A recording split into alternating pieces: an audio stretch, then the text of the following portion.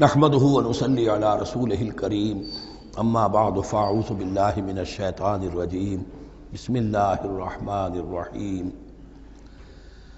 ايها الذين آمنوا انفقوا مما رزقناكم من قبل ان يأتي يوم لا بيع فيه ولا خلة ولا شفاعة والكافرون هم الظالمون اللہ لا الہ الا ہو الحی القیوم لا تأخذہ سنة ولا نوم لہ ما فی السماوات وما فی الارض من ذا الذی یشفع عنده الا بإذنہ یعلم ما بین ایدیہم وما خلفہم ولا یحیطون بشیء من علمہ الا بما شاء وسع کرسیہ السماوات والارض ولا يؤوده حفظهما وهو العلي العظيم صدق الله العظيم رب اشرح لي صدري ويسر لي امري واحلل عقدة من لساني يفقهوا قولي۔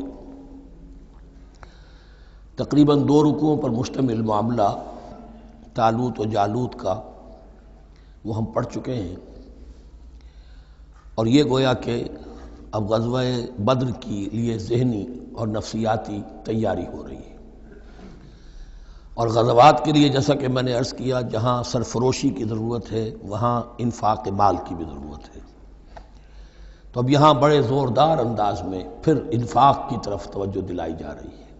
وہی 4 ڈوریاں ذہن میں رکھیے، انفاق اللہ کی راہ میں یعنی جہاد بالمال، قتال جہاد بالنفس کی آخری شکل، اور شریعت میں عبادات اور معاملات، یہ 4 ڈوریاں گتھی ہوئی ہیں ان 22 رکوعوں کے اندر، جن پر دوسرا نصف جو ہے سورہ بقرہ کا مشتمل ہے۔ یا ایھا الذین آمنوا انفقوا مما رزقناکم من قبل ان یأتی یوم لا بیع فیہ ولا خلة ولا شفاعة، اہل ایمان خرچ کر دو ان چیزوں میں سے کہ جو اللہ نے تمہیں دی ہیں، اس سے پہلے کہ وہ دن آ دھمکے جس دن نہ کوئی خرید و فروخت ہوگی، نہ کوئی دوستی کام آئے گی، نہ کوئی شفاعت مفید ہوگی۔ والکافرون هم الظالمون، اور کافر ہی تو ظالم ہیں۔ اب یہاں کافر سے مراد کون ہے؟ کافر اصطلاحی نہیں، کافر معنوی، جو اللہ کے اس حکم انفاق کی تعمیل نہیں کرتا، دیکھتا ہے کہ دین مغلوب ہے، اس کو غالب کرنے کی جد و جہد ہو رہی ہے، اس کی کچھ تقاضے ہیں، مالی ضرورتیں ہیں اس کی، اور اللہ نے اسے قدرت دی ہے، اس میں خرچ کر سکتا ہے اور نہیں کرتا، وہ ہے اصل کافر۔ اس کے بعد وہ آیت آ رہی ہے جو قرآن حکیم کی عظیم ترین آیت ہے، حضور فرمان نبوی صلی اللہ علیہ وسلم، آیت الکرسی۔ اس کا تو نام بھی چونکہ معروف ہے، میں نے جو آپ کو بڑے بڑے حکمت کے موتی اور بڑے بڑے پھول آپ کو گنوائے ہیں، آیت الآیات، آیت البر، آیت الاختلاف، اور اب یہ ہے آیت الکرسی، توحید کے عظیم ترین خزانوں میں سے ہے۔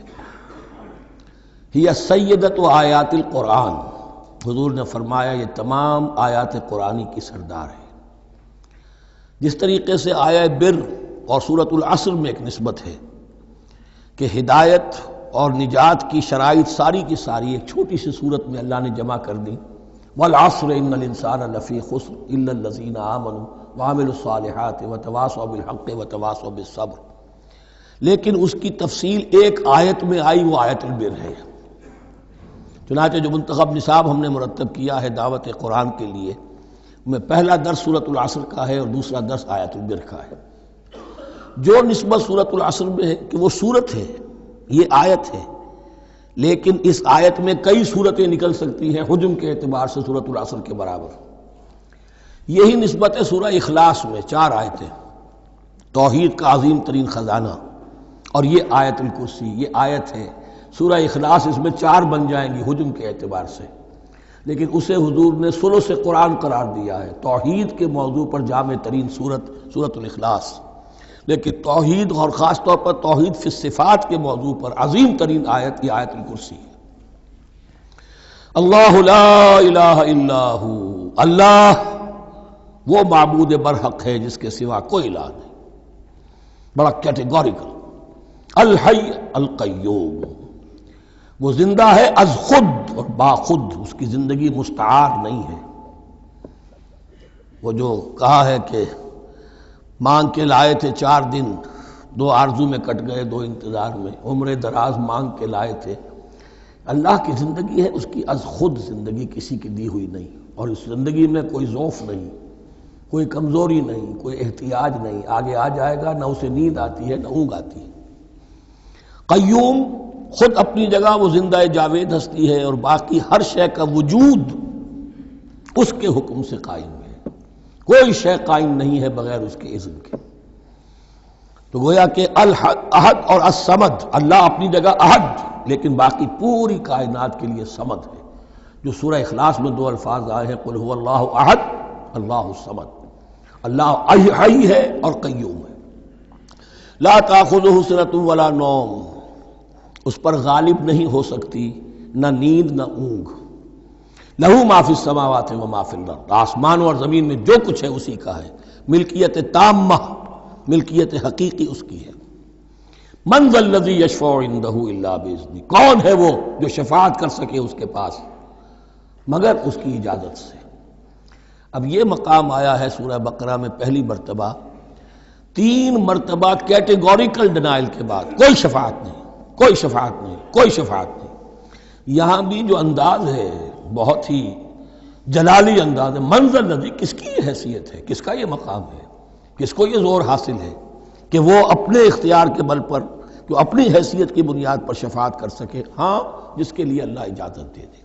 استثناء کے ساتھ شفاعت کا یہاں پر پہلی مرتبہ آیا، ورنہ سورہ بقرہ کے 6 رکوع کی دوسری آیت، وَاتَّقُوا يَوْمًا لَا تَجْزِي نَفْسٌ عَن نَفْسٍ شَيْئًا وَلَا يُقْبَلُ مِنْهَا شَفَاعَةٌ وَلَا يُؤْخَذُ مِنْهَا عَدْلٌ وَلَا هُمْ يُنصَرُونَ۔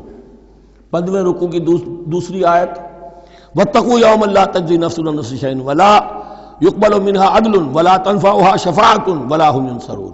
اور اب اس سے پہلے کی آیت میں آ چکا ہے وَلَا شَفَاعَةٌ، کوئی شفاعت مفید نہیں ہوگی، لیکن یہ کہ اس میں ایک استثناء ہے۔ اب یہ ذرا باریک مسئلہ ہے کہ شفاعت حقہ کیا ہے، شفاعت باطلہ کیا ہے، تو دورہ ترجمہ قرآن میں اتنی تفاصیل کے ساتھ بحث نہیں کی جا سکتی، وہ ایک علیحدہ موضوع ہے، حال ہی میں نے اس پر اپنے درس ریکارڈ کرا دیے ہیں۔ یعلم ما بین ایدیہم وما خلفہم، وہ جانتا ہے جو کچھ ان کے سامنے اور جو اس کو پیچھے ہے۔ عام طور پر دنیا میں ہم سفارش کرتے ہیں تو کہتے ہیں کہ بھئی میں جانتا ہوں اس شخص کو بہتر، اصل میں جیسا کچھ یہ نظر آتا ہے ویسا نہیں ہے، یا جیسا کچھ فیکٹس آن دی فائل آ گئے ہیں وہ بڑے ہی ڈیسیونگ ہیں، اصل حقائق کچھ اور ہیں اس کیس کے، وہ میں آپ کو بتاتا ہوں۔ یہ بات اللہ کے سامنے کون کہہ سکتا ہے، جبکہ اللہ تو جانتا ہے جو کچھ ان کے سامنے اور جو کچھ ان کے پیچھے ہے، اور ان کا حال یہ وَلَا يُحِيطُونَ بِشَيْءٍ مِّنْ عِلْمِهِ إِلَّا بِمَا شَاءَ، اور وہ احاطہ کر ہی نہیں سکتے اللہ کے علم سے کسی شے کا سوائے اس کے جو اللہ چاہے۔ باقی ہر ایک کے پاس علم جو ہے اللہ کا عطائی علم ہے، دیا ہوا علم ہے، محدود علم ہے، بڑے سے بڑا رسول ہو، بڑے سے بڑا ولی ہو، بڑے سے بڑا فرشتہ ہو۔ لا علم لنا الا ما علمتنا، ہم پڑھائیں 4 رکوع میں، تو کون کہہ سکتا ہے؟ من ذا الذی یشفع عندہ الا باذنہ یعلم ما بین ایدیہم وما خلفہم ولا یحیطون بشیء من علمہ الا بما شاء وسع کرسیہ السماوات والارض، اس کی کرسی تمام آسمانوں اور زمین کو محیط ہے۔ اب کرسی کے 2 مفہوم یہاں ہو سکتے ہیں، ایک تو یہ کہ اس سے جو معنی مراد ہے یعنی اس کا اقتدار، اس کی قدرت، اس کا جبر، اس کا اختیار، یہ اتھارٹی پوری کائنات کو۔ ایک یہ بھی ہو سکتا ہے کہ اللہ تعالیٰ کے لیے ہم نہیں جان سکتے، یہ آیات متشابہات میں سے ہے کہ کوئی شے بھی ہو واقعتاً جس کو ہم اسے کرسی کہہ سکیں، عرش، ان سب کے بارے میں یہ دونوں باتیں ذہن میں رکھیے۔ یہ بھی ہو سکتا ہے کہ ان کی کوئی مجسم حقیقت ہو جو ہمارے ذہن سے، ہمارے تخیل سے ماورا ہے، اور یہ بھی ہو سکتا ہے اس سے استعارہ مراد ہو، اس کا اقتدار و اختیار آسمانوں اور زمین پر چھایا ہوا ہے۔ ولا یؤودہ حفظہما، اور اسے تکان طاری نہیں ہوتی، اس پر گراں نہیں گزرتا ان دونوں کا تھامنا، ان دونوں کی حفاظت، آسمانوں کی اور زمین کی۔ وہو العلی العظیم، اور وہ العلی ہے، بلند و بالا، اور عظیم ہے، بڑی عظمت والا۔ یہ آیت الکرسی سیدۃ آیات القرآن، تمام آیات قرآنی کی سردار۔ اور توحید الہی کا ایک بہت بڑا خزانہ۔ لا اکراہ فی الدین، دین میں کوئی جبر نہیں ہے، یعنی یہ کہ کسی بھی شخص کو نہ کبھی جبراً مسلمان بنایا جائے گا نہ کبھی بنایا گیا۔ استثناءات ہو سکتے ہیں، کسی کا ذاتی کوئی عمل ہو، فعل ہو، کسی نے کیا ہو۔ اسلام میں کسی فرد کو جبراً مسلمان بنانا حرام ہے، لیکن اس آیت کا یہ مطلب نکال دینا کہ نظام باطل کو بھی ختم کرنا جو ہے اس میں کوئی طاقت استعمال نہیں ہو سکتی، یہ حماقت ہے پرلے درجے کی۔ نظام باطل نظام ظلم ہے، ایکسپلائٹ کر رہا ہے لوگوں کو، اللہ اور بندوں کے درمیان حجاب بن گیا ہے، پردہ بن گیا ہے۔ نظام کو طاقت کے ساتھ ختم کرنا فرض ہے مسلمان کا۔ طاقت نہیں ہے تو ٹھیک ہے، طاقت حاصل کرنے کی کوشش کرتا رہے، لیکن جو مسلمان نظام باطل کو ختم کرنے کی آرزو اور ارادے سے خالی ہے، اس کے دل میں یہ ارادہ نہیں ہے، اس کے دل میں ایمان نہیں ہے۔ طاقت اور جبر نظام کو ختم کرنے پر صرف کیا جائے گا، کسی فرد کو مجبوراً مسلمان نہیں بنایا جائے گا۔ یہ ہے اصل میں اس آیت کا مفہوم۔ لا اکراہ فی الدین قد تبین الرشد من الغی، رشد ہدایت واضح ہو چکی ہے کجی سے، جتنی کجیاں ہیں، جتنے غلط راستے ہیں، جتنی شیطانی پگڈنڈیاں ہیں، ان سے جو صراط المستقیم ہے اس کو بالکل مبرہن کر دیا گیا ہے۔ فمن یکفر بالطاغوت، تو جو کوئی بھی طاغوت کا انکار کرے گا، دیکھیے اللہ پر ایمان لانے سے پہلے طاغوت کا انکار ضروری ہے۔ جیسے لا الہ الا اللہ، تو طاغوت، اور طاغوت کون ہے؟ طغا سے سرکش، جس نے اپنی حاکمیت کا اعلان کیا وہ طاغوت، جس نے غیر اللہ کی حاکمیت کو تسلیم کیا وہ طاغوت، اس کے تحت بننے والے سارے انسٹیٹیوشنز طاغوت، جو بھی ادارے ہوں، چاہے کتنے ہی خوشنما ادارے ہوں۔ ہے عدلیہ، لیکن وہ عدلیہ اللہ کے قانون کے مطابق فیصلے نہیں کر رہی، کچھ اور لوگوں کے بنائے ہوئے قانون کے مطابق فیصلے کر رہی، وہ طاغوت ہے۔ جو بھی اللہ کے حدود بندگی سے تجاوز کرتا ہے وہ طاغوت ہے۔ طغیانی کسے کہتے ہیں؟ پانی دریا کی حدوں میں بہہ رہا ہے، لیکن جب وہ اپنی حدوں سے نکلا طغیانی پہ ہے۔ دریا کو اپنی موج کی طغیانیوں سے کام، کشتی کسی کے پار ہو یا درمیان رہے اسے اس کی کیا فکر ہے؟ تو طغا اور بغا یہ دونوں بڑے قریب کے الفاظ ہیں، بغاوت اور طغیانی۔ فمن یکفر بالطاغوت، طاغوت کا انکار، جو کوئی کفر کرے طاغوت کے ساتھ، وَيُؤْمِن بِاللَّهِ، اور پھر اللہ پر ایمان لائے۔ طاغوت سے بھی دوستی، اللہ پر بھی ایمان، اللہ کے دشمنوں سے بھی یارانہ، اور اللہ کے ساتھ بھی وفاداری کا دعویٰ، یہ چیز نہیں چل سکتی، یہی منافقت ہے۔ یکسو ہو جاؤ، حنیفا مسلما، فقد استمسک بالعروۃ الوثقی، جس شخص نے یہ کام کر لیا، طاغوت کی نفی اور اللہ پر ایمان، اس نے تو مضبوط کنڈا تھام لیا۔ تو سمجھئے کہ اگر کوئی شخص کسی جہاز، سمندری جہاز میں عرشے پر سے گر جائے، تیرنا بھی نہ آتا ہو، کسی طرح ہاتھ پاؤں مار کر وہ کسی کنڈے کے اوپر اگر ہاتھ اس کا پڑ گیا، تو اب وہ سمجھتا ہے کہ اس کو میں نہیں چھوڑوں گا، میری جان اسی سے وابستہ ہے، زندگی اسی سے ہے۔ تو وثقہ، وہ کنڈا اگر کمزور ہے تو پھر گیا، وہ اس کے وزن سے کنڈا ہی نکل گیا، لیکن وہ کنڈا کہ جو مضبوط ہے، فقد استمسک بالعروۃ الوثقی، اس نے تو بڑے مضبوط کنڈے پر ہاتھ ڈال دیا ہے، یعنی طاغوت کا انکار اور اللہ پر ایمان، اس نے تھام لیا ہے بہت مضبوط کنڈا۔ اسی لیے ایک حدیث میں آتا ہے اوثق العراء کلمۃ التقوی، یہ جو عروہ کی جمع ہے عراء، اور وثقہ اوثق جو ہے اس کا مذکر ہوگا۔ تمام کنڈوں میں سب سے بڑا مضبوط کنڈا جو ہے وہ تقوی کا کنڈا ہے، اس کو تھامو مضبوطی کے ساتھ۔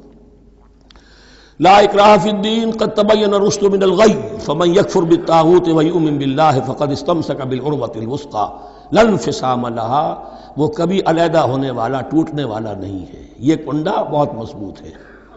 واللہ سمیع علیم، اللہ سب کچھ سننے والا، جاننے والا ہے۔ اللہ ولی الذین آمنوا یخرجہم من الظلمات الی النور، ایمان در حقیقت ایک دوستی کا رشتہ قائم کرتا ہے اللہ اور بندے کے درمیان۔ اللہ ولی ہے اہل ایمان کا، یہ ولایت باہمی ہے، دو طرفہ ولایت ہے۔ بندہ اللہ کا ولی بن جائے، ولی اللہ، الا ان اولیاء اللہ لا خوف علیہم ولا هم یحزنون، اللہ بندے کا ولی ہے، دوستی دو طرفہ ہے۔ اللہ ولی الذین آمنوا یخرجہم من الظلمات الی النور، اللہ پشت پناہ ہے، مددگار ہے، دوست ہے ان کا کہ جو ایمان لائے اور انہیں نکالتا رہتا ہے ظلمات، اندھیروں کے مختلف شیڈز میں سے نور کی طرف۔ یہ آپ نوٹ کریں گے قرآن میں نور ہمیشہ تنہا آتا ہے، واحد، انوار کا لفظ قرآن میں نہیں ہے۔ نور ایک حقیقت واحدہ ہے، لیکن ظلمات ہمیشہ جمع میں آئے گا، اس کے شیڈز مختلف ہیں، شیڈز آف ڈارکنس، بہت گہری ڈارکنس ہے، ذرا اس سے کمتر ہے، اس سے کمتر ہے۔ تو جتنے بھی شیڈز ہیں، کفر کا ہے، شرک کا ہے، الحاد کا ہے، مادہ پرستی کا ہے، ایگنوسٹسزم کا ہے، لا ادریت کا ہے، جتنے بھی فلسفے غلط ہیں، جتنے بھی نظریات غلط ہیں، جتنے بھی عمل کی غلط راہیں ہیں، ان سب کے اندھیاروں سے نکال کر اللہ تعالیٰ اہل ایمان کو ایمان کی روشنی کے اندر لاتا رہتا ہے۔ والذین کفروا اولیاءہم الطاغوت، ان کے برعکس جنہوں نے کفر کیا ان کے پشت پناہ اور ساتھی اور مددگار ہیں اب طاغوت، یخرجونہم من النور الی الظلمات، اور وہ ان کو نکالتے رہتے ہیں تدریجاً، اور نور کا کہ تھوڑی بہت رمق ملا بھی تھا انہیں نور کا تو ان سے محروم کر کے ظلمات، یخرجونہم من النور الی الظلمات، نور سے ظلمات کی طرف نکالتے رہتے ہیں۔ اولئک اصحاب النار هم فیہا خالدون، وہ ہیں آگ والے، اس میں ہمیشہ ہمیش رہیں گے۔ اللہم اجعلنا من عبادک المؤمنین، اللہم اخرجنا من الظلمات الی النور، آمین یا رب العالمین۔ اب اس کے بعد یہ بڑی عظیم آیت جو آئی ہے توحید کی، اور اس کے بعد یہ بھی اپنی جگہ بڑی عظیم آیات ہیں حکمت اور فلسفہ دین کے اعتبار سے۔ اس کے بعد کچھ واقعات دیے جا رہے ہیں، حضرت ابراہیم علیہ السلام کی زندگی کا ایک واقعہ اور حضرت عزیر علیہ السلام کی زندگی کا واقعہ۔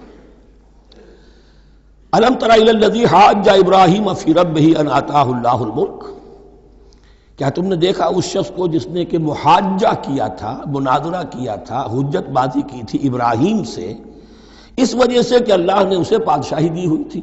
نمرود، ذہن میں رکھیے کہ نمرود اصل میں لقب تھا، کسی کا نام نہیں تھا، جیسے فرعون مصر کے بادشاہوں کا لقب ہے، فرعونہ۔ نماردہ جو ہے یہ عراق کے بادشاہ تھے، بیبیلونیا۔ تو حضرت ابراہیم کی پیدائش بھی شہر ار میں ہوئی تھی کہ جو بیبیلونیا کا ایک شہر تھا عراق کا، اور وہاں بادشاہت تھی نمرود کی۔ جیسے فرعون نے مصر میں دعویٰ کیا تھا اپنی بادشاہی کا اور اپنی خدائی کا، اور یہ ہے سیاسی بادشاہی، یہ نہیں کہ ہم نے دنیا پیدا کی ہے، مطلب یہ کہ اختیار مطلق ہمارے ہاتھ میں ہے، ہم جس چیز کو چاہیں غلط قرار دے دیں، جس چیز کو چاہیں صحیح قرار دے دیں۔ یہی ہے اصل میں خدائی اختیار ہاتھ میں لے لیا۔ اللہ کا حق ہے تحلیل و تحریم، کسی شے کو حلال کرنا، کسی کو حرام قرار دینا، اختیار واحد اللہ کے ہاتھ میں ہے۔ جس شخص نے بھی اپنے ذمے لے لیا، قانون سازی کا اختیار لے لیا اللہ کے قانون سے آزاد ہو کر، وہی طاغوت ہے، وہی شیطان ہے، وہی نمرود ہے، وہی فرعون ہے۔ تو اس نے، وہ نمرود نے کہا، محاجہ کیا، اس قال ابراہیم ربی الذی یحیی و یمیت، میرا رب تو وہ ہے جو زندہ کرتا ہے اور مارتا ہے۔ قال انا احیی و امیت، انہوں نے کہا میں بھی کر سکتا ہوں۔ اس نے جیل سے 2 قیدی منگوائے، دونوں کنڈیمڈ تھے، اور ایک کی گردن وہیں اڑائی اور ایک کو کہا جاؤ معاف، دیکھو میں نے جس کو چاہا زندہ رکھا اور جس کو چاہا مار دیا۔ حضرت ابراہیم نے دیکھا کہ یہ کٹ حجتی پر اترا ہوا ہے، تو الاجوبۃ المسکتہ، جواب ایسا دیا جانا چاہیے کہ جو اس کو چپ کر دے۔ قال ابراہیم فإن اللہ یاتی بالشمس من المشرق فأت بها من المغرب، حضرت ابراہیم نے فرمایا اللہ تو سورج کو نکالتا ہے مشرق سے، اگر تو خدائی کا مدعی ہے تو نکال کے دکھا اسے مغرب سے۔ فبہت الذی کفر، تو مبہوت ہو کر رہ گیا وہ کافر، اب اس کے پاس کوئی جواب نہیں تھا۔ واللہ لا یہدی القوم الظالمین، اور اللہ ظالموں کو ہدایت نہیں دیا کرتا۔ ہدایت تو نہیں ہوئی، چپ ہو گیا، لیکن چپ کیا ہوا، اس کے بعد تو فیصلہ ہوا کہ انہیں آگ میں جھونک دیا جائے۔ او کالذی مر علی قریۃ وہی خاویۃ علی عروشہا، یا پھر اس شخص کے واقعے کو ذرا یاد کرو، کیا تم نے نہیں دیکھا کہ جس کا گزر ہوا ایک بستی پر، اور وہ اوندھی پڑی ہوئی تھی اپنی چھتوں پر، اگرچہ مختلف تفاسیر میں مختلف آپ کو شاید اس کی تعبیرات ملے. یہ اصل میں ہوا ہے کہ جب نمرود جس کا نام تھا بخت نصر، نیبوکیڈ نظر، اس نے 586 قبل مسیح میں، حضرت مسیح سے 586 قبل، اس نے حملہ کیا فلسطین پر. دیکھیے عراق اور فلسطین کی، اسرائیل کی اور عراق کی اس وقت بھی سب سے بڑی دشمنی ہے آپس میں، وہی دشمنی جو ہے 2500 سال پرانی بھی ہے. اس نے وہ نمرود بابل، نیبوکیڈنیزر جس کا نام تھا، اس نے حملہ کیا. 12 لاکھ کی آبادی تھی، 6 لاکھ کو قتل کیا اور 6 لاکھ کو بھیڑوں بکریوں کی طرح ہانکتا ہوا قیدی بنا کر لے گیا. 150 برس تک کیپٹیوٹی میں رہے ہیں یہ، اور یروشلم اجڑا رہا ہے.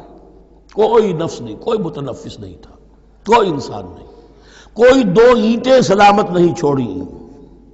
اسی وقت وہ ہیکل سلیمانی جو ہے وہ شہید کیا گیا، اور ان کے کہنے کے مطابق اس کے ایک تہخانے میں وہ تابوت سکینہ بھی تھا جہاں ربائی ان کے موجود تھے، اور وہ ربائی بھی وہیں پر ان کی موت واقع ہوئی، اور تابوت سکینہ بھی ہے اگر ان کا قول صحیح ہے. تو جس زمانے میں یہ اجڑی ہوئی بستی تھی، حضرت عزیر علیہ السلام کا گزر ہوا، انہوں نے دیکھا کوئی متنفس نہیں، تو انہوں نے کیا کہا؟ قال انا یحیی ھذہ اللہ بعد موتھا، اللہ اس بستی کو اس کے اس طرح مردہ اور برباد ہو جانے کے بعد کیسے زندہ کرے گا؟ اب اس میں کیسے احیاء ہو سکتا ہے؟ دوبارہ کیسے اس میں لوگ آ کر آباد ہو سکتے ہیں؟ اتنی بڑی بربادی، اتنی تباہی، کوئی متنفس نہیں، کوئی 2 اینٹیں سلامت نہیں. فَأَمَاتَهُ اللَّهُ مِئَةَ عَامٍ ثُمَّ بَعَثَهُ، تو اللہ نے اس پر موت وارد کر دی 100 برس کے لیے، اور پھر انہیں اٹھایا.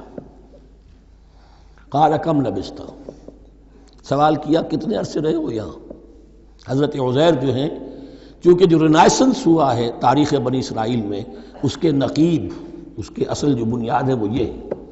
انہوں نے پھر اصلاح کی، جو زوال ان میں آیا تھا اخلاقی اور دینی، پھر یہ اٹھے کمر کس کر جب اللہ تعالیٰ نے یہ مشاہدات کرا دیے، اور پھر جا کر وہاں تبلیغ کی اور دعوت کی دی، اور وہی ان یہودیوں کے اندر جو کیپٹیوٹی میں تھے انہیں پھر اصل دین کی تعلیم دی، روح دین کو زندہ کیا. تو گویا کہ وہاں سے پھر ان کا احیاء ہوا ہے.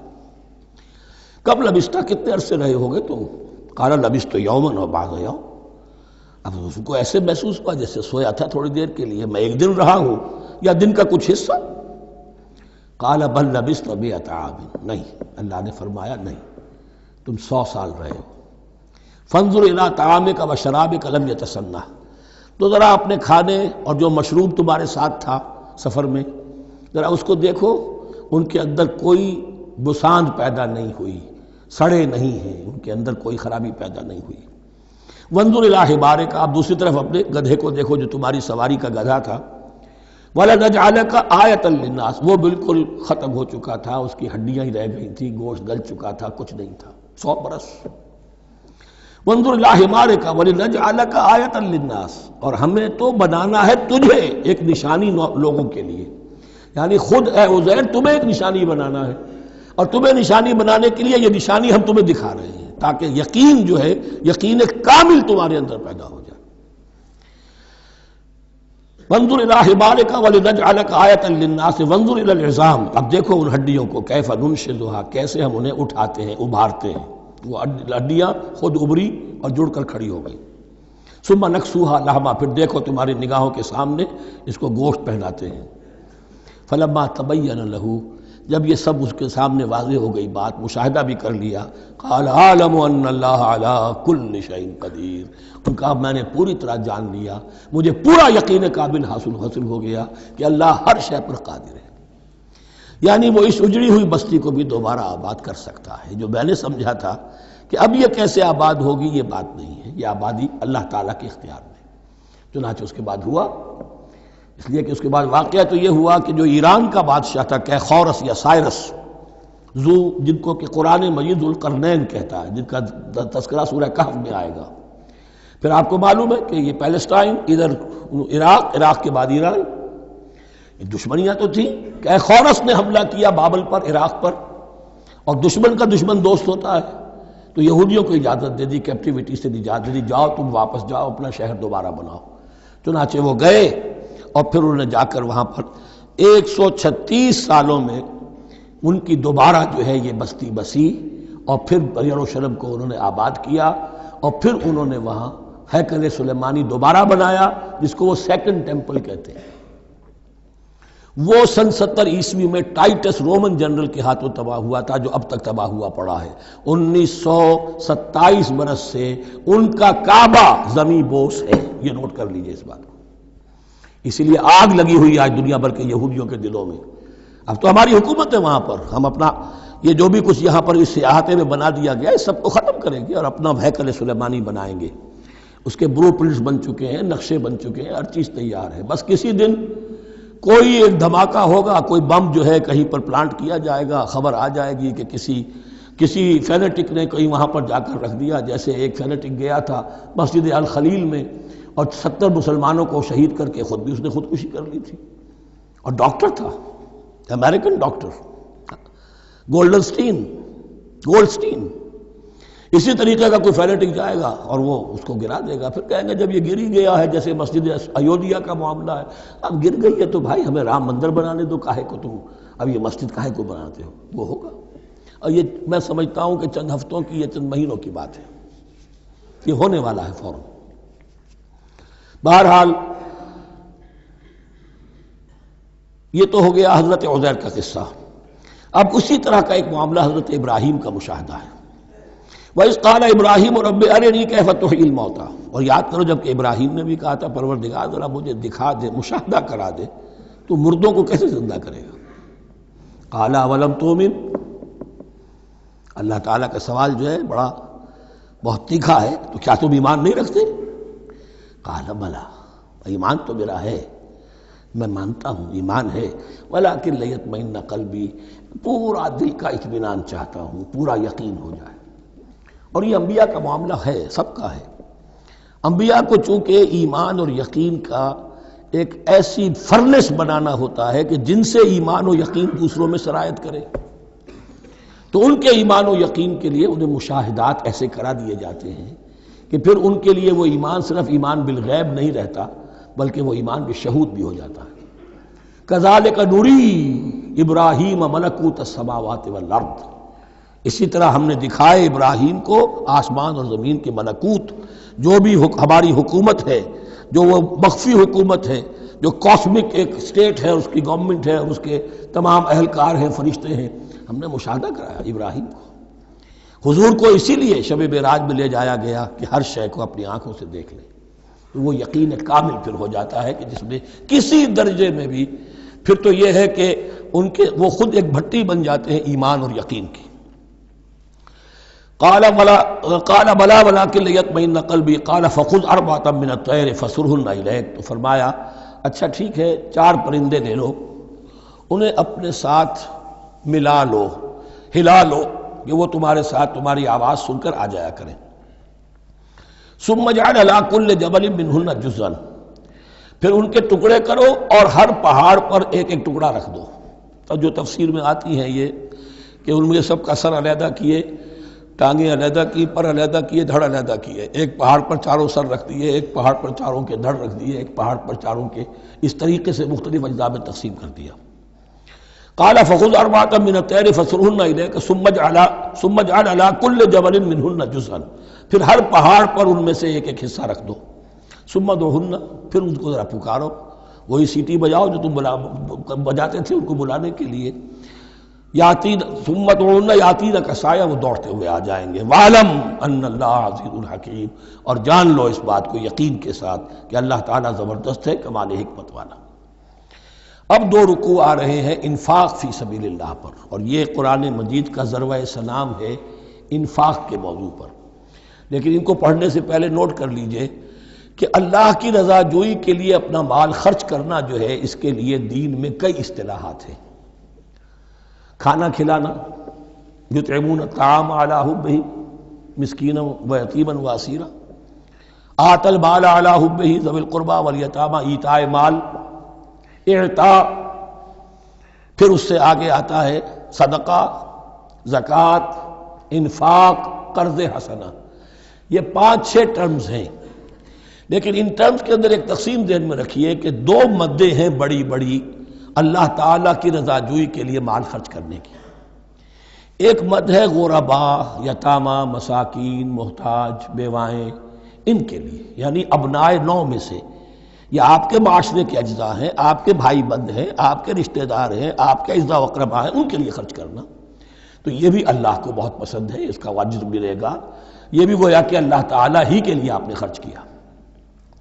ایک عین اللہ کے دین کے لیے خرچ کرنا، انفاق کا لفظ اس کے لیے ہے، اور قرض حسنہ اس کے لیے، انفاق مال، انفاق فی سبیل اللہ، اللہ کی راہ میں خرچ کرنا، اللہ کے دین کی دعوت کو عام کرنا، اللہ کی کتاب کے پیغام کو عام کرنا، اللہ کے دین کی دعوت کو اس طرح ابھارنا کہ باطل کے ساتھ زور آزمائی کرنے والی ایک طاقت پیدا ہو جائے، ایک جماعت وجود میں آئے، ان کے لیے اساد و سامان فراہم کیے کرنا تاکہ دین کے غلبے کی ہر مرحلے کے جو تقاضے اور ضرورتیں ہیں وہ پوری ہو سکیں۔ تو جو اس کام میں صرف ہوگا وہ ہے انفاق فی سبیل اللہ یا اللہ کے ذمے قرض حسنہ۔ تو یہاں اصل میں اس کی بات ہو رہی ہے، انفاق کی۔ مثل الذین ینفقون اموالہم فی سبیل اللہ ہے، مثال ان کی جو اپنے مال خرچ کرتے ہیں اللہ کی راہ میں۔ عام طور پر یہ فی سبیل اللہ جو ہے وہ سبیل پانی کی بنا دی، وہ بھی سبیل ہے، ٹھیک ہے، وہ بھی سبیل تو ہے، نیکی کا وہ بھی راستہ ہے، سبیل اللہ ہے، لیکن یہ کہ فی سبیل اللہ خرچ جو ہے اس کا بالکل مفہوم اور ہے، وہ صدقہ ہے، خیرات ہے، زکوٰۃ بھی اصلاً جو ہے وہ غریبوں کا حق ہے، لیکن اس میں بھی ایک مد سبیل اللہ کی رکھی ہوئی ہے۔ اگر تو آپ کے قریب اعزاء و اقارب ہیں، غربا ہیں، تو ان کا حق فائق ہے، پہلے ان کو دیجیے، ورنہ پھر یہ ہے کہ اس میں سے جو بھی ہے وہ دین کے کام کے لیے۔ جب دین یتیمی کی حالت کو آ گیا ہو تو سب سے بڑا یتیم تو دین ہے، آج کے وقت سب سے بڑا یتیم دین ہے۔ بہرحال فی سبیل اللہ انفاق۔ مثل الذین ینفقون اموالہم فی سبیل اللہ کمثل حبۃ انبتت سبع سنابل فی کل سنبلۃ مئۃ حبہ، مثال ان کی جو اللہ کی راہ میں خرچ کرتے ہیں اللہ کے دین کے لیے، ایسے ہے جیسے ایک دانہ کہ اس سے 7 سنبلیں پیدا ہوئیں، 7 خوشیں، 7 بالیاں، یہ 7 سٹے۔ باجرے کا سٹہ ہوگا کتنے دانے ہوتے ہیں اس میں؟ مکئی کا سٹہ ہے اس میں کتنے دانے ہیں؟ فی کل سنبلۃ مئۃ حبہ، اس میں 100 دانے موجود ہیں ہر ایک میں، تو ایک دانے سے 700 دانے وجود میں آ گئے۔ اسی طریقے سے اللہ تعالیٰ جو بھی اس کے دین کے لیے مال خرچ کرے گا اس کے مال میں اضافہ کرے گا، اللہ تعالیٰ ان کو جزا دے گا اور اس کو بڑھاتا رہے گا اپنے ہم۔ وَاللَّهُ يُضَاعِفُ لِمَن يَشَاءُ، اور یہ تو تمہیں تمثیلاً بتایا ہے، اللہ اس سے بھی دگنا کرے گا جس کو چاہے گا، صرف 700 گنا نہیں، اور جتنا چاہے گا بڑھائے گا۔ وَاللَّهُ وَاسِعٌ عَلِيمٌ، اللہ کے خزانوں میں کوئی کمی نہیں ہے، بڑی وسعت والا ہے اللہ، بہت سمائی والا ہے اور وہ سب کچھ جاننے والا ہے۔ الذین ینفقون اموالہم فی سبیل اللہ، پھر جو لوگ کہ اپنا مال خرچ کرتے ہیں اللہ کی راہ میں، ثم لا یتبعون ما انفقوا منا ولا اذى، پھر جو کچھ وہ خرچ کرتے ہیں اس کے بعد نہ تو تکلیف پہنچاتے ہیں نہ احسان جتاتے ہیں۔ دیکھیے جی میں نے اس وقت اتنا چندہ دیا تھا، معلوم ہوا کہ میرا حق جو ہے وہ زیادہ ہے، پھر میری بات مانی جانی چاہیے۔ ہم چندے زیادہ دیتے ہیں تو بات بھی تو ہماری چلنی چاہیے۔ یا اگر کسی جو کارکن کو دیا ہے جو اللہ کے دین کے لیے کام کر رہا ہے، یہ بھی ان 2 رکوعوں کے آخر میں بات واضح ہو جائے گی۔ کوئی شخص ہے اللہ کے دین کے کام میں لگا ہوا، آپ اس کو ساتھ تعاون کر رہے ہیں تاکہ وہ اپنی معاش کے اوپر اپنا وقت نہ لگائے، اپنا پورا وقت جو ہے وہ دین کی خدمت میں لگائے، لیکن اب اگر کہیں آپ نے اس کو جتا بھی دیا، اس پر احسان بھی رکھ دیا، کوئی تکلیف دے کلمہ کہہ دیا، تو جو آپ کا اجر و ثواب تھا وہ 0 ہو جائے گا۔ الذین ینفقون اموالہم فی سبیل اللہ ثم لا یتبعون ما انفقوا منا ولا اذى، جو انفاق کرتے ہیں اس کے بعد اس کے پیچھے نہ تو جتلاتے ہیں نہ کوئی اور تکلیف پہنچاتے ہیں۔ لہم اجرہم عند ربہم ولا خوف علیہم ولا هم یحزنون، ان کا اجر ان کے رب کے پاس محفوظ ہے اور ان کے لیے مغفرت ہے۔ ولا خوف علیہم ولا هم یحزنون، ان کے اوپر نہ کوئی خوف ہوگا اور نہ کوئی ان کو حزن سے دوچار ہوں گے۔ قول معروف، بھلی بات کہنا، ومغفرہ اور درگزر کرنا، خیر بہتر ہے من صدقۃ، اس خیرات سے یتبعها اذی، جس کے بعد کہ اذیت پہنچائی جائے۔ کوئی آپ سے فرض کیجئے کوئی ضرورت کے لیے آئی گیا ہے، کسی نے ہاتھ پھیلا دیا ہے، تو آپ اگر آپ نہیں کر سکتے مدد، قول معروف، نرمی کے ساتھ جواب دے دیجئے، معذرت کر لیجئے، یا یہ ہے کہ اگر کسی سائل نے آپ کے ساتھ درستی کی ہے تو پھر بھی یہ ڈانٹیے نہیں، وَأَمَّا السَّائِلَ فَلَا تَنْهَرْ، پھر بھی یہ ہے کہ مغفرت معاف کیجیے۔ یہ کہیں بہتر ہے اس سے کہ دے تو دیا، خیر من صدقۃ یتبعھا اذی، اس کے بعد اسے دو چار جملے بھی سنوا دیے، کوئی اور سلواتیں بھی سنا دی اسے، تو اس کا کوئی فائدہ نہیں ہوا۔ واللہ غنی حلیم، اللہ تعالیٰ غنی ہے اور حلیم ہے۔ یہ کیوں کہا گیا کہ تم اگر کسی کو دے رہے ہو تو اصل میں اللہ کو دے رہے ہو۔ ایک حدیث میں آتا ہے کہ اللہ تعالیٰ اپنے بندے سے شکایت کرے گا، اے میرے بندے تیرے پاس مال تھا، میں نے تجھ سے مال طلب کیا تھا، میں بھوکا تھا، میں نے تجھ سے روٹی مانگی، تو نے مجھے کھلایا نہیں۔ بندہ کہے اللہ تو غنی ہے، تجھے بھوک، تجھے احتیاج، کہ وہ جو میرا بندہ تھا جو بھوکا تھا اس نے جو مانگا تھا تجھ سے وہ میں ہی تھا، اصل میرا بندہ تھا۔ الخلق عیال اللہ، تجھ سے انہیں کھانے کو نہیں دیا تجھے، تو گویا کہ مجھے نہیں دیا۔ اے میرے بندے میں ننگا تھا، میں نے تجھ سے میں چاہا کہ میرا سطر ڈھانپ دے، مجھے کوئی لباس دے دے، لیکن یہ کہ تو نے نہیں دیا۔ یہ اسی طریقے سے تو سمجھ لیجئے کہ اللہ تو غنی ہے، جو دے رہے ہو سمجھ لو کہ اللہ کو دے رہے ہو، اور حلیم ہے، وہ حلم والا ہے، فوراً نہیں پکڑتا تمہیں۔ تم جو بھی کرتے ہو جو دل سے اتری ہوئی شے وہ اللہ کے نام پہ دے دو، جو ردی چیز ہے وہ اللہ کے نام پہ دے دو، تو اللہ تعالیٰ کی غیرت جو ہے اسی وقت اگر جوش میں آ جائے اور تمہیں پیس کے سرما کر دے وہ، تو وہ کر سکتا ہے، لیکن نہیں، حلیم ہے، وہ دیکھتا ہے کہ میری توہین کر رہا ہے، مجھے دے رہا ہے اور یہ دے رہا ہے۔ یا ایھا الذین آمنوا لا تبطلوا صدقاتکم بالمن والأذی، اے اہل ایمان اپنے صدقات کو باطل نہ کر لو، نسیہ منسیہ ہو جاتے ہیں، بالمن والأذی، جتلا کر اور کوئی اذیت بخش بات کہہ کر۔ کالذی ينفق مالہ رئاء الناس، ان لوگوں کی طرح، اس شخص کی طرح جو اپنا مال خرچ کرتا ہے لوگوں کو دکھانے کے لیے، دے تو رہا ہے صدقات، چیریٹی ہاؤس، بڑے بڑے ادارے قائم کر دیے ہیں، یہ کہ سب ریاکاری ہے۔ کوئی سرکار دربار میں رسائی کے لیے فاؤنڈیشنز بنے ہوئے، کچھ اپنے وہ ٹیکس بچانے کے لیے، کچھ اور اپنی ناموری، کیونکہ پھر الیکشن بھی لڑنا ہے۔ یہ سارے کام جو ہوتے ہیں اللہ جانتا ہے کس کی کیا نیت ہے۔ لا تبطلوا صدقاتکم بالمن والأذی کالذی ينفق مالہ رئاء الناس ولا یؤمن باللہ والیوم الآخر، جو ریاکاری کر رہا ہے وہ حقیقت میں ایمان نہیں رکھتا اللہ پر اور یوم آخر پر۔ یہ ریا اور یہ ایمان ایک دوسرے کی ضد ہے، جیسا کہ حدیث بار بار سنا چکا ہوں، من صلی یرائی فقد اشرکا ومن صام یرائی فقد اشرکا ومن تصدق یرائی فقد اشرکا۔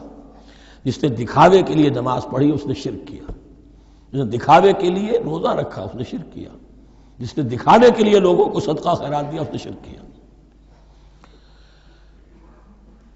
ولا یؤمن باللہ والیوم الآخر فمثلہ کمثل صفوان علیہ تراب فاصابہ وابل فترکہ صلدا، تو اس کی مثال اس چٹان کی سی ہے اس پر کچھ تھوڑا سا غبار، کچھ ریت جم گئی تھی، تو اگر کسی چٹان کے اوپر کچھ تھوڑی سی تہ آ گئی ہو مٹی کی، وہاں آپ نے کوئی بیج ڈال دیے، کوئی فصل بھی ہو گئی۔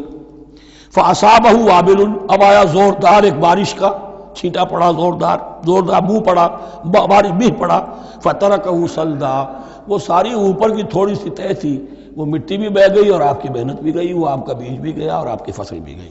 وہ چٹان جو ہے چٹیل چٹان وہ اندر سے نکل آئی، یعنی سب کچھ گیا۔ ریاکاری میں اس کا مطلب یہ ہے مال بھی دیا اور حاصل کچھ نہ ہوا، بیج بھی گیا، اور اللہ کے ہاں کسی اجر و ثواب کا سوال ہی نہیں۔ لا یقدرون علی شیء مما کسبوا، جو محنت انہوں نے کی تھی، اس تھوڑی سی مٹی جو جم گئی تھی اس میں بھی کچھ ہل چلایا تھا، کچھ بیج ڈالا تھا، اب اس میں کوئی قدرت انہیں حاصل نہیں ہے، سب کچھ گیا۔ واللہ لا یہدی القوم الکافرین، اور اللہ ایسے کافروں کو ہدایت نہیں دیتا، راہ یاب نہیں کرتا۔ ومثل الذین ينفقون اموالهم ابتغاء مرضات اللہ، اس کے برعکس وہ لوگ، وہی سائملٹینیس کنٹراسٹ، جب ایک ریاکاری کے خرچ کے لیے وہ ایک مثال دی گئی، تمثیل اور تشبیہ دی گئی، تو اب جو واقعتاً اللہ تعالیٰ کے اجر و ثواب کے لیے خلوص و اخلاص کے ساتھ خرچ کرتا ہے اس کے لیے بھی مثال۔ وَمَثَلُ الَّذِينَ يُنْفِقُونَ أَمْوَالَهُمْ ابْتِغَاءَ مَرْضَاتِ اللَّهِ، اور مثال ان لوگوں کی جو خرچ کرتے ہیں اپنے مال اللہ کی رضا جوئی کے لیے، خوشی حاصل کرنے کے لیے، وَتَثْبِيتًا مِّنْ أَنفُسِهِمْ، اور اپنے عزم کی پختگی کے ساتھ، اپنے نفس کی پختگی کے ساتھ۔ کمثل جنت، ان کی مثال اس باغ کی ہے بربوۃ جو ذرا بلندی پر ہے، باغ ہے، جیسا کہ میں نے عرض کیا نیچرل باغ کا یہی تصور ہوتا تھا، ذرا اونچائی پر جو ہے پلانٹیشن ہے، ندی بہہ رہی ہے کوئی دامن میں جس سے خود بخود اس کو اریگیشن ہو رہی ہے۔ کمثل جنت بربوۃ، یہیں سے یہ قادیانیوں نے لفظ ربوہ لے کر اور اپنا وہ شہر بنایا ہے پاکستان میں۔ اصابہ وابل، اب اگر اس باغ کے اوپر زوردار منہ آ جائے، بھی آ جائے، خوب بارش برسے، فآتت اکلھا ضعفین، تو اس کا پھل جو ہے دگنا ہو جائے گا۔ فإن لم يصبها وابل فطل، اور اگر زوردار میںہ نہ آئے، بارش نہ برسے، تو تھوڑا بہت چھینٹا بھی پڑے گا تب بھی اس کا تو بہرحال پھل جو ہے وہ برقرار رہے گا۔ واللہ بما تعملون بصیر، اور جو کچھ تم کر رہے ہو اللہ تعالیٰ اس کو دیکھ رہا ہے۔ دروں بینی کرتے رہا کرو کہ تم یہ بال جو خرچ کر رہے ہو واقعتاً خلوص دل کے ساتھ، اخلاص نیت کے ساتھ اللہ ہی کے لیے کر رہے ہو، کہیں اس میں کوئی اور جذبہ، کہیں تمہارا غیر شعوری طور پر کوئی جذبہ شامل نہ ہو جائے، تو انٹراسپیکشن ہو، اپنے غریبانوں میں جھانکتے رہو۔ ایود احدکم ان تکون لہ جنۃ من نخیل واعناب تجری من تحتہا الانہار، کیا تم میں سے کوئی شخص پسند کرے گا کہ اس کا ایک باغ ہو اور کھجور کا درخت ہو اس میں، اور انگور کی بیلیں بھی ہوں، اور اس کے دامن میں ندیاں بہتی ہوں، نیچرل اریگیشن بھی ہے، کھجور کے درخت بھی ہیں، اور بیلوں کی ٹٹیاں لگی ہوئی ہیں انگوروں کی، اور انگوروں کی بیلیں ہیں۔ لہو فیہا من کل الثمرات، اس کے لیے اس باغ میں ہر طرح کا میوہ ہے۔ فاصابہ الکبر، اب اس پر بڑھاپا بھی طاری ہو گیا ہے۔ وَلَهُ ذُرِّيَّةٌ ضُعَفَاء، اور اس کی اولاد ہے ابھی چھوٹی عمر کی، کم سن ہے، کمزور ہے۔ فَأَصَابَهَا إِعْصَارٌ، کہ اچانک اس باغ کے اوپر ایک ایسا بگولا، ایک ایسی آندھی آئی جس میں آگ ہے، فِيهِ نَارٌ، کوئی ایسا آگ بھری آندھی آئی۔ فَأَصَابَهَا إِعْصَارٌ فِيهِ نَارٌ فَاحْتَرَقَتْ، پورا کا پورا باغ جل کر جلس کر رہ گیا۔ کذالک یبین اللہ لکم الآیات لعلکم تتفکرون، اس طرح اللہ تعالیٰ تمہارے لیے اپنی آیات کو واضح کرتا ہے تاکہ تم تفکر کرو۔ یعنی ایک انسان نے ساری عمر سمجھا ہے کہ بڑی میرے نیکی کمائی ہے، میں نے یہ کیا ہے، میں نے فاؤنڈیشن بنایا، میں نے مدرسہ قائم کر دیا، میں نے یتیم خانہ بنا دیا، لیکن یہ کہ اچانک کسی وقت مانو آنکھ کھلے گی، جب آنکھ کھلی گل کی تو موسم تھا خزاں کا، معلوم ہوگا یہ تو کچھ بھی نہیں تھا، یہ تو گویا کہ ایک بگولا آیا سب کو جلا گیا، اس لیے کہ اس میں اخلاص تھا ہی نہیں، اس میں نیت جو ہے اس میں کھوٹ تھا، اس میں ریاکاری تھی، اس میں لوگوں کو دکھانا مقصود تھا۔ پھر حال وہی ہوگا جس طرح کہ وہ بوڑھا اب کفِ افسوس مل رہا، اب کیا کرے، بوڑھا ہو چکا ہے، دوبارہ تو باغ لگا نہیں سکتا، لہذا جب وہ موت آ جائے گی تو گویا کہ اب اس کے لیے موقع نہیں ہے کہ دوبارہ کوئی کام اور کر سکے۔ یا ایھا الذین آمنوا انفقوا من طیبات ما کسبتم ومما اخرجنا لکم من الارض، اے ایمان والو خرچ کرو، اللہ کے لیے دینا ہے، اللہ کے دین کے لیے دینا ہے، اللہ کے نام پر دینا ہے۔ من طیبات ما کسبتم، جو چیز تم نے کمائی ہے اس کی اچھی چیز، پاکیزہ چیز، بہتر چیز۔ ومما اخرجنا لکم من الارض، اور جو کچھ ہم نے نکالا تمہارے لیے زمین سے۔ اب زمین سے ظاہر بات ہے جو بھی نباتات آ رہی ہے، چاہے وہ کوئی چراہ گاہ ہے تو اس کے اندر سے جو ہے وہ بھی ہریاول ہے تو اللہ نے پیدا کی ہے، کھیت کے اندر آپ نے محنت کی ہے، ہل چلایا ہے، بیج ڈالے ہیں، لیکن یہ کہ فصل کا اگانا تو آپ کے کام ہاتھ نہیں ہے، تو اللہ کے ہاتھ میں ہے۔ تو جو کچھ ہم نے نکالا ہے تمہارے لیے، وَمِمَّا أَخْرَجْنَا لَكُم مِّنَ الْأَرْضِ وَلَا تَيَمَّمُوا الْخَبِيثَ مِنْهُ، اور اس میں سے ردی مال کا ارادہ نہ کرو، تنفقون، کہ اسے خرچ کر دو، زکوٰۃ دینی ہے، عشر دینا ہے، تو جو ردی چیزیں ہیں، اب بھیڑوں بکریوں کا غلہ ہے، ان میں سے اتنی بکریاں نکالنی ہیں، اتنی بھیڑیں ہیں، تو اب جو ذرا کمزور ہیں، لاغر ہیں، بیمار ہیں، نقص والی ہیں، گنتی پوری کرنی ہے نا۔ اسی طریقے سے عشر نکالنا ہے تو گندم کا ڈھیر لگا ہوا ہے، اس میں سے کہیں بارش پڑ گئی تھی، وہ نکال دو۔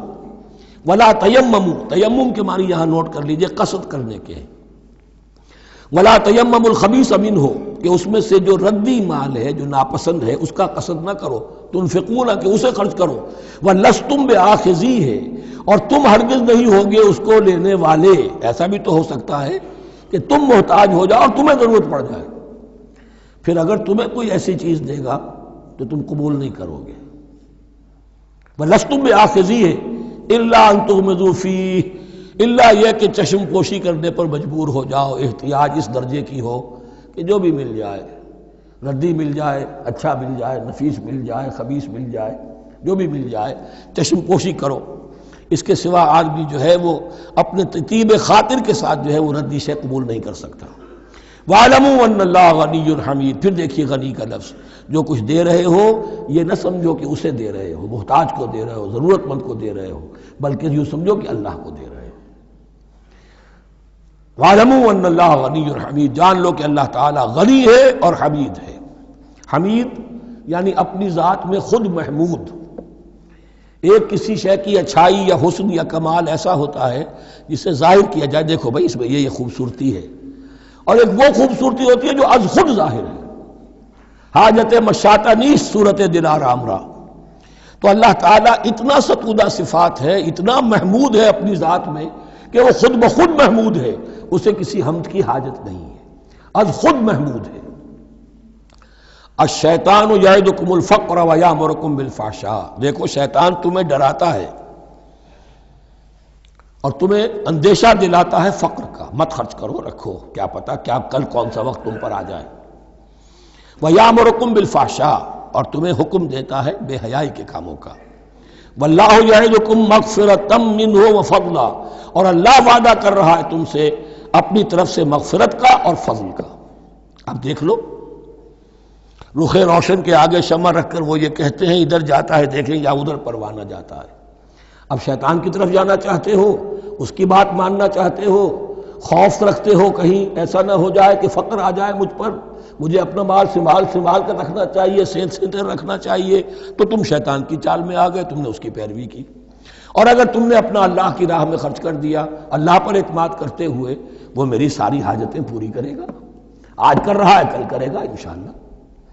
تو یہ ہے واللہ یعدکم مغفرۃ منہ وفضلا واللہ واسع علیم، اللہ بہت وسعت والا ہے، اس کے خزانوں کی کوئی محدودیت کا تصور اپنے ذہن میں نہ رکھو، اور سب کچھ جاننے والا ہے۔ یؤتی الحکمۃ من یشاء، لیکن یہ باتیں حکمت کی ہیں، ایک ہے ظاہر ایک ہے باطن۔ باطن جو ہے وہ حکمت سے نظر آتا ہے، ظاہر تو سب کو نظر آ رہا ہے۔ کسی شے کی حقیقت کیا ہے؟ اہل نظر ذوق نظر خوب ہے، لیکن جو شے کی حقیقت کو نہ دیکھے وہ نظر کیا؟ وہ حقیقت جس پر عیاں ہو جاتی وہ ہے حکیم۔ اور حکمت اصل میں نام ہے انسان کے عقل اور شعور کی پختگی کا۔ جب محکم ہو گئی عقل، اس کا شعور پختہ ہو گیا، استحکام اسی سے بنا ہے حکمت۔ یؤتی الحکمت، اللہ تعالیٰ یہ فہم کی پختگی، عقل کی پختگی، شعور کی پختگی، حقائق رسی، حقائق تک پہنچ جانے کی صلاحیت دیتا ہے جس کو چاہتا ہے۔ وَمَن یُؤْتَ الْحِکْمَةَ فَقَدْ أُوتِیَ خَیْرًا کَثِیرًا، اور جسے حکمت دے دی گئی اسے تو خیر کثیر عطا ہو گیا، اس سے بڑا تو خیر کوئی اور ہے ہی نہیں۔ وَمَا يَذَّکَّرُ إِلَّا أُولُو الْأَلْبَابِ، اور نہیں نصیحت حاصل کر سکتے مگر وہی لوگ جو ہوش مند ہیں، جو اولو الالباب ہیں، عقل مند ہیں۔ لیکن جو دنیا پر ریجھ گئے ہیں، جن کے سارا دلی اطمینان اسی پر ہے کہ کافی ہے، بینک بیلنس بھی ہے، یہ بھی ہے، وہ بھی ہے، اتنے سٹاکس بھی ہیں، اتنا یہ بھی ہے، اتنا ہمارا جو ہے وہ جو بیلنس شیٹ آئی ہے اس کے ایسٹس یہ ہیں، اگر اسی پر سارا بھروسہ اور اطمینان ہے تو ظاہر بات ہے وہ اولو الالباب نہیں ہے۔ وَمَا أَنفَقْتُم مِّن نَفَقَةٍ أَوْ نَذَرْتُم مِّن نَذْرٍ، اور جو بھی کچھ تم خرچ کرتے ہو، جو بھی نفقہ، جو بھی خیرات تم دیتے ہو، اور نظر تم من نظرین، اور یا جو بھی نظر تم دیتے ہو اللہ کے نام پر، منت مانگتے ہو، فإن اللہ یعلم، اللہ تعالیٰ اس سب کو جانتا ہے۔ وما للظالمین من انصار، اور یقیناً ظالموں کے لیے کوئی مددگار نہیں ہوں گے۔ ان تبدوا الصدقات فنعم ما ہی، صدقات کو تو اگر تم کھل کر اعلانیہ دو تب بھی ٹھیک ہے، اور خاص طور پر زکوٰۃ کا تو معاملہ اعلانیہ ہے ہی ہے۔ ان تبدوا الصدقات، ظاہر کرو، برملا اعلانیہ دو تو بھی ٹھیک ہے، کم سے کم فقراء کا حق تو پہنچ گیا، کسی کی ضرورت تو پوری ہو گئی۔ وَإِن تُخْفُوهَا، لیکن اگر تم انہیں چھپاؤ، اب یہ ہوگا صدقات نافلہ کے لیے۔ ایک جو صدقات جو ہیں کہ جو لازماً دینے ہیں واجبہ ان کو تو ان کے لیے اخفا نہیں ہے، یہ دین کی حکمت کو ذہن میں رکھیے، فرض عبادات اعلانیہ ادا کی جائیں گی۔ یہ وسوسہ بھی شیطان بہت سے لوگوں کے دلوں میں ڈال دیتا ہے کہ کیا 5 وقت جا کے مسجد میں نماز پڑھنی ہے، لوگوں پر اپنے تقویٰ کا روب گانٹھنا چاہتے ہو، گھر میں پڑھ لیا کرو۔ یا داڑھی رکھو گے، کیا چاہتے ہو؟ تم چاہتے ہو کہ لوگ تمہیں سمجھے متقی ہے تو میں اس لیے داڑھی نہیں رکھتا، یہ ہوتا ہے وسوسہ۔ لیکن جو چیز واجب ہے وہ علن اعلان کرو، اس کے اظہار میں کوئی رکاوٹ نہیں۔ ہاں جو صدقات نافلہ ہیں، جو نماز نفل ہے، اسے چھپا کر کرو، اس کا اظہار بہت بڑا فتنہ ہوتا ہے، نفل عبادت کا اظہار بہت بڑا فتنہ ہے۔ وَإِن تُخْفُوهَا، اگر چھپاؤ، وَتُؤْتُوهَا الْفُقَرَاءَ، اور تم وہ ضرورت مندوں کو دے دو، فَهُوَ خَيْرٌ لَكُمْ، وہ تمہارے لیے بہت بہتر ہے۔ اب دیکھیے خیر لکم کہا، یہ تمہارے لیے بہتر ہے۔ پہلے کہا تھا ظاہر کر کے دیتے ہو فنعما ہی، وہ بھی ٹھیک ہی ہے، اس لیے کہ فقراء کا حق تو چلیے ادا ہو گیا، کچھ نہ کچھ مل تو گیا، خسیس کے اور کنجوس کے مال میں سے کچھ نکلا تو صحیح۔ ان تبدوا الصدقات فنعما ہی وان تخفوها وتؤتوها الفقراء فهو خیر لکم ویکفر عنکم من سیئاتکم، اور اللہ تعالیٰ دور کر دے گا تم سے تمہاری برائیوں کو۔ واللہ بما تعملون خبیر، اور جو کچھ تم کر رہے ہو اللہ تعالیٰ اس سے باخبر ہے۔ لیس علیک ہداہم، اے نبی آپ کے ذمے نہیں ہے کہ ان کو ہدایت دے دیں۔ آپ کی یہ دیکھیے علیکہ ذمہ داری ہو جاتی ہے، فرض۔ لام لکا یہ ہو جاتا ہے کسی کے حق میں۔ القرآن حجت لکا او علیکہ، یا یہ قرآن تمہارے حق میں حجت ہے، یہ شفاعت کرے گا تمہاری قیامت کے دن اگر تم نے اسے مانا، جیسے کہ ماننے کا حق ہے، پڑھا جیسے کہ پڑھنے کا حق ہے، عمل کیا جیسے کہ عمل کرنے کا حق ہے، پھر اس کی دعوت و تبلیغ کی جیسے کہ اس کا حق ہے، تو یہ تمہارے حق میں حجت ہوگا۔ اور اگر تم نے اس کے حقوق ادا نہ کیے، یہ تمہارے خلاف مدعی بن کر کھڑا ہو جائے گا۔ القرآن حجت لک او علیک، یہ تم پر آئے گا وبال۔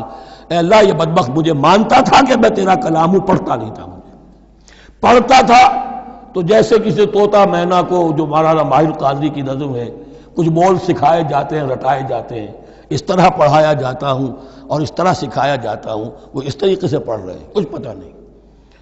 1-2 روپے کا اخبار لائیں گے تو سمجھ کر پڑھیں گے، اللہ کی کتاب کو سمجھ کے پڑھنے کی ضرورت نہیں۔ پڑھا تو عمل نہیں کیا بدبخت نے۔ ما آمن بالقرآن من استحل محارمہ، تو لام اور علا کا یہ استعمال ذہن میں رکھیے۔ لیس علیک ہداہم، آپ پہ ذمہ داری نہیں ہے ان کی ہدایت کی، آپ پر ذمہ داری تبلیغ۔